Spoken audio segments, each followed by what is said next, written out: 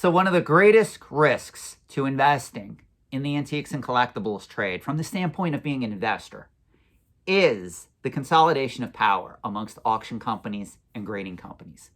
And this is something that is lost on most participants in the overall antiques and collectibles trade.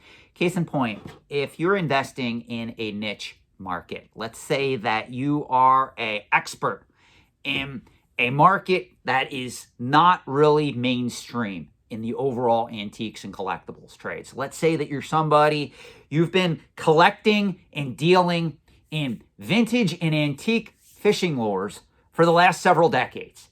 And there are certain antique and vintage fishing lures that can sell for thousands of dollars on the secondary market. You really know the market and you're interested in consigning that collection to an auction house. Well, here's the problem. There's very few auction houses that cater to antique and vintage fishing lures.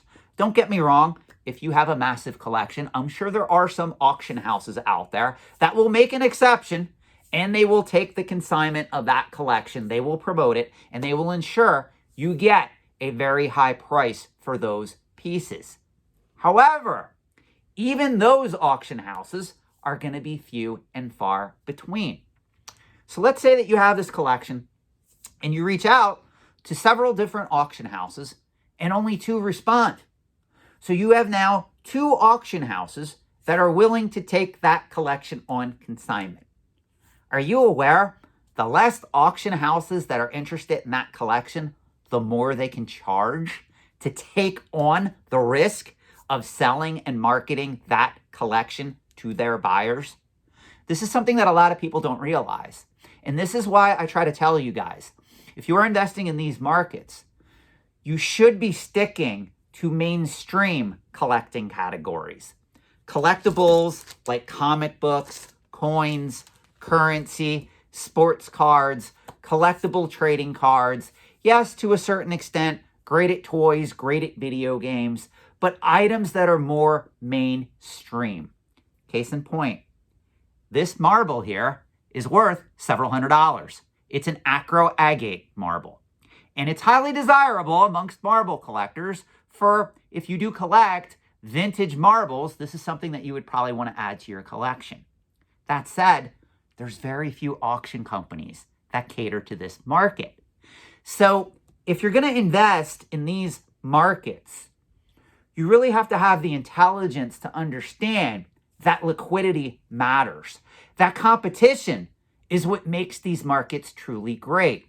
Case in point, if I want to consign my 6-figure coin collection to an auction company, I get to choose between heritage auctions, Stacks and Bowers auctions, or even great collections. And there's many other auction houses that I didn't even mention that would be willing to take on that collection.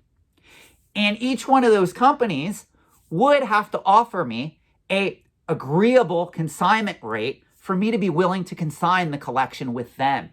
So therefore, as a consumer and investor in these markets, I have power in that market dynamic because there's more competition. There's more demand for those type of collectibles. So therefore, as an investor, I can say, well, I'm sorry, Stacks and Bowers, heritage auctions, to just use this as an example, gave me this consignment rate. So if you want me to consign with you over great collections, you're going to have to match that consignment rate. This puts power, which translates in the money, back into the investor's pockets. This is why when I tell you consolidation of power in these markets, deregulation, not enforcing antitrust laws in the antiques and collectibles trade, that is actually hurting the end investor. Case in point, I'm going to keep this video very short and simple. Would you rather invest in a market that is as mainstream as vintage comic books, especially knowing they can be graded and they are more liquid as a result?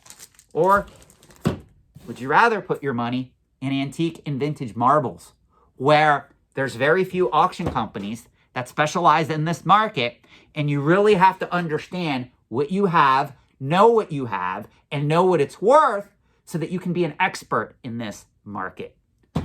The choice is yours.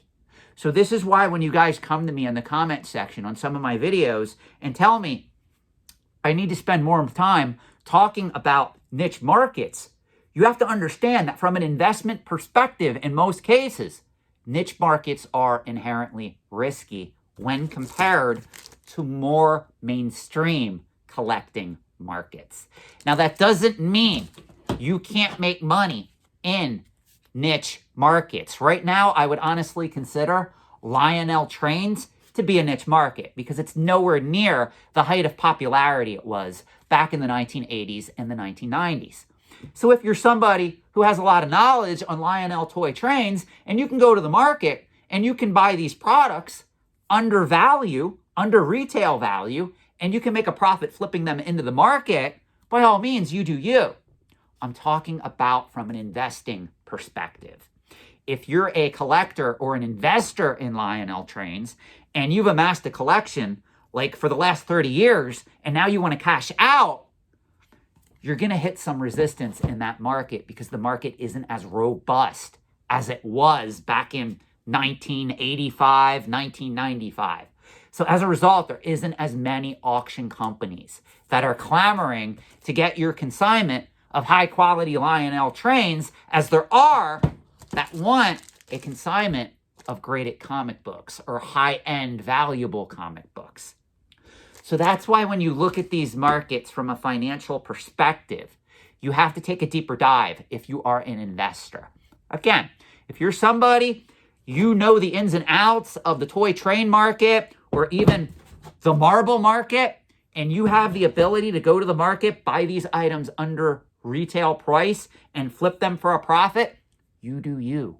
But from an investment standpoint, it makes sense to avoid niche and esoteric markets in the trade. Because if you're trying to invest over the long term, you want to end up selling at the peak of those markets. Meaning, if you're going to collect Pokemon cards right now, if you're going to sell your vintage Pokemon collection at some point, and it's all PSA graded, I guarantee you, you're very easily going to find several auction houses that are willing to fight for that collection, and they're going to give you an excellent consignment rate, or I should say a competitive consignment rate, when you do, because right now the market is geared toward that collecting category. So the whole point of this video is to get you to understand, if you're investing in these markets, be careful what market you choose. Mainstream markets, mainstream collectibles that have a lot of competition from auction houses and grading companies are the markets you want to be invested in. Thank you for watching. Let me know your thoughts in the comment section below.